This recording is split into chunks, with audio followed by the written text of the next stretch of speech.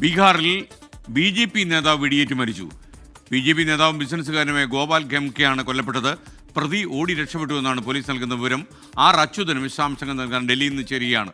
അച്യുതൻ, BJPയുടെ വളരെ പ്രമുഖനായ നേതാവായിരുന്നു ഈ കൊല്ലപ്പെട്ട ഗോപാൽ ഖെംകെ.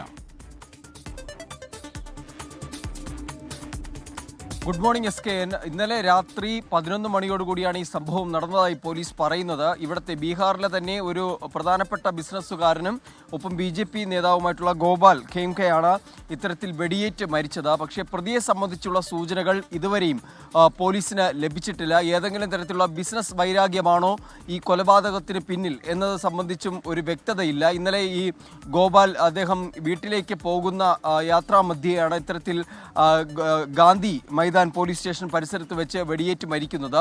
ഈ സംഭവം നടത്തിയതിന് തൊട്ടു പിന്നാലെ തന്നെ പ്രതി അവിടെ നിന്ന് കടന്നു കളയുകയാണ് ഉണ്ടായത്. നിലവിൽ പോലീസ് ഇന്നലെ ഈ സംഭവ വിവരം അറിഞ്ഞതോടുകൂടി തന്നെ പ്രദേശത്ത് എത്തുകയും ഇവിടെ നിന്ന് ഈ കാഡ്രിഡ്ജ് അടക്കമുള്ള വെടിയുണ്ടയും കാലി കാഡ്രിഡ്ജും കണ്ടെടുത്തിട്ടുണ്ട്. അതിനുശേഷം ഈ പ്രദേശം പോലീസ് പ്രത്യേകമായി ആരും കടക്കാത്ത രീതിയിൽ നിയന്ത്രണങ്ങൾ ഏർപ്പെടുത്തുകയും നിലവിൽ CCTVകൾ പരിശോധിച്ചുള്ള അന്വേഷണം ആരംഭിച്ചതായി കൂടി അറിയിക്കുന്നുണ്ട്. എന്തായാലും നിലവിൽ ഈ കൊലപാതകത്തിന് പിന്നിലുള്ള കാരണം അത് അവ്യക്തമായി തുടരുന്നുണ്ട്. അതിനിടയിൽ രാഷ്ട്രീയ ആരോപണങ്ങളും ഉയർന്നു.